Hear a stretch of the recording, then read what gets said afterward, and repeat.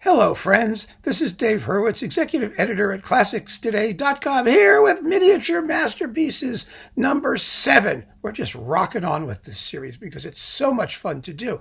And here's another one that you suggested, at least a couple of you suggested it. And so I feel obliged to present it and delighted because I just adore this piece as much as you do. It's the Dance of the Little Swans from Swan Lake. Oh, wow, is this beautiful. This is 90 seconds of pure orchestral joy. Now, if you don't know anything about classical ballet, you have to understand what happens in classical ballet is that there is a story.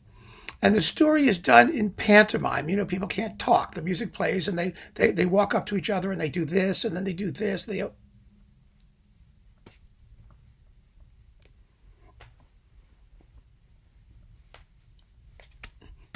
And stuff like that. And that all means something. And that is supposed to represent the plot moving along. But then, in between the pantomime bits, everything stops while everybody just dances a lot. I mean, it's a ballet. Of course they dance a lot. And there's a divertissement where they have little dances, and they're nationalistic sometimes, from various countries. And they have whatever excuse they have to stop the action and just dance. That's what happens. And Swan Lake, of course, has flocks and flocks of swans, which means a bazillion identically dressed ballerinas in little white tutus who all sort of stand around in interesting poses while little groups of them come in and do little sub dances of the big dance number or scene thing with all of the swans. So the Dance of the Little Swans involves 4 identical as possible. I mean, they should look like they hatched or were cloned from the same organism to the extent possible. And of course, they don't really in real life, but you get them in sort of the same height and the same body shape, and they all wear the same outfit. And of course, the choreography is fabulous. This is one of those pieces. The choreography has survived from back in the day, and it's wonderful choreography. They all sort of link arms, sort of like this in a zigzag pattern, like this, for the whole dance, all 90 seconds of it. And then they just do unbelievable things, on point with their feet. They do this and they go this way and they go this way and they do these things when they like wrap their toes together. And then they hump like this with their feet and and then of course they all have to look the same. So their heads are going like, like this. And, while they're doing this stuff with their feet, it's amazing. It's amazing. And, one of the things, and I mean this in all seriousness, it really explains why ballet is one of the most physically demanding, if not the most physically demanding form of physical movement in existence, because it has to be so perfect, so synchronized, so controlled.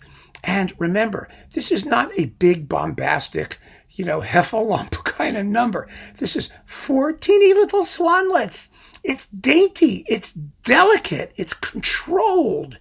It's unbelievable how much physical stamina it takes to execute all of these lightning fast maneuvers in perfect synchronization. And it's only 90 seconds long. There's 2 more hours of ballet out there after you do this little number. So I see this, and you can see it on YouTube. There's a whole bunch of them.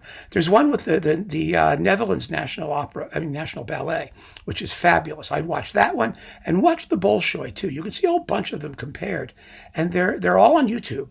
And just look up Dance of the Little Swans, and you're in business. It's incredible how much work this is and how brilliant the choreography is.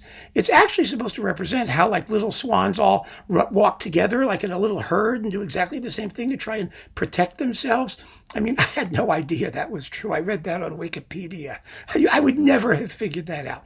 But they are 4 adorable little swans. And because this number is so magnificent musically, because Tchaikovsky clothed it in such fantastic music, this has become like an iconic number for ballerinas, even though they're only out there for 90 seconds and they're not even solos. It's a real privilege to become one of the dancers chosen to be one of the 4 little swans. It's that significant.